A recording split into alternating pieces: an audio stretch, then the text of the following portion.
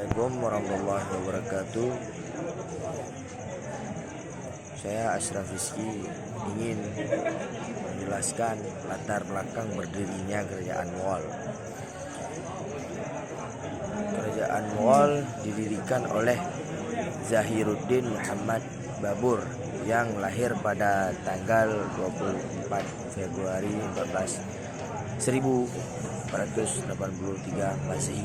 Ayahnya bernama Umar Syekh Mirza, keturunan kelima Timur Lain, sehingga Amir Fargana ambisi dan cita-citanya untuk menjadi penguasa Delhi tampaknya diilhami oleh kebesaran kakeknya, yaitu Timur Lain. Kejayaan Kerajaan Mughal.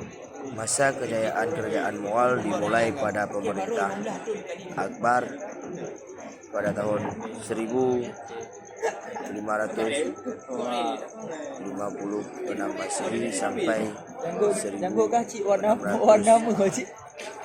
Masehi, dan tiga raja penggantinya yaitu Jehangir 1605 Masehi sampai 1628 Masehi dan Syekh Jehan pada tahun 1628 Masehi dan 1658 Masehi, dan Aurangzeb pada tahun 1658 Masehi sampai 1728 Masehi.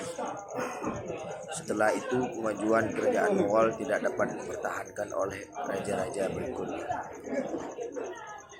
Perkembangan peradaban pada masa kejayaan Kerajaan Mughal di India.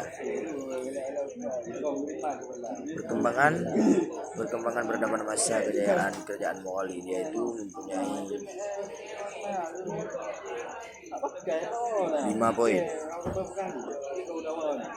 Poin ke A di bidang politik, pemerintahan dan kemiliteran, dan poin kedua di bidang agama, dan poin ketiga di bidang pendidikan dan ilmu pengetahuan, dan poin keempat di bidang sastra, dan poin kelima di bidang seni dan arsitektur.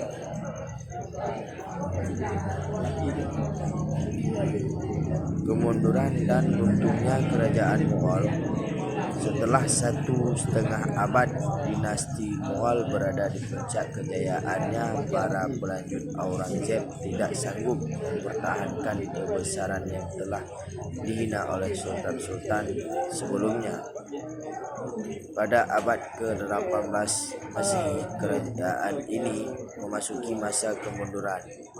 Kekuasaan politiknya mulai merosot, sehingga suksesi kepemimpinan di tingkat pusat menjadi ajang perebutan gerakan separatis di India Tengah, Sikh di belahan utara, dan Islam di bagian timur semakin lama semakin mengancam. Sehingga sementara itu para pedagang Inggris untuk pertama kalinya diizinkan oleh Jehangir menanamkan modal di India. Dengan didukung oleh kekuatan bersenjata semakin kuat menguasai wilayah pantai. Pada masa Aurangzeb, pemberontakan terhadap pemerintahan pusat memang sudah muncul, tetapi dapat diatasi. Pemberontakan itu bermula dari tindakan Aurangzeb yang dengan keras menerapkan pemikiran Britanismenya, sehingga ia wafat. Penerusnya rata-rata lemah dan tidak mampu menghadapi problema yang ditinggalkannya.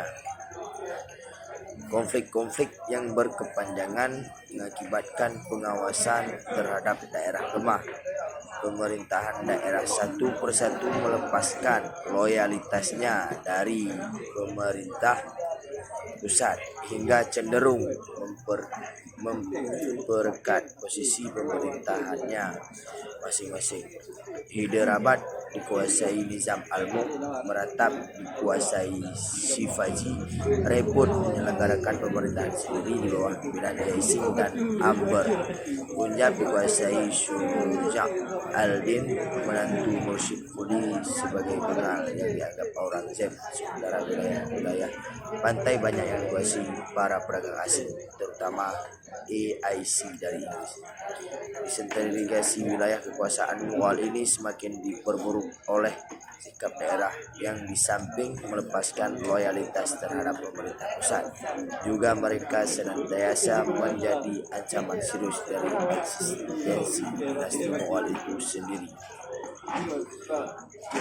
Ada beberapa faktor yang menyebabkan kekuasaan dinasti Mughal itu mundur pada 1,5 abad terakhir dan membawa pada kehancuran pada tahun 1858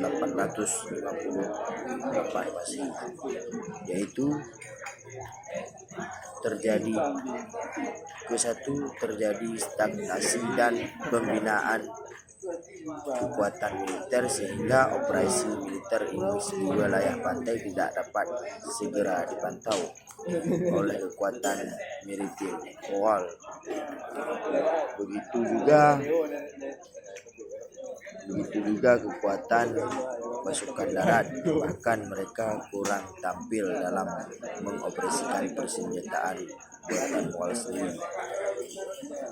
Kedua, kemerosotan dan hidup mewah di kalangan elit politik yang mengakibatkan pemborosan dalam penggunaan uang negara.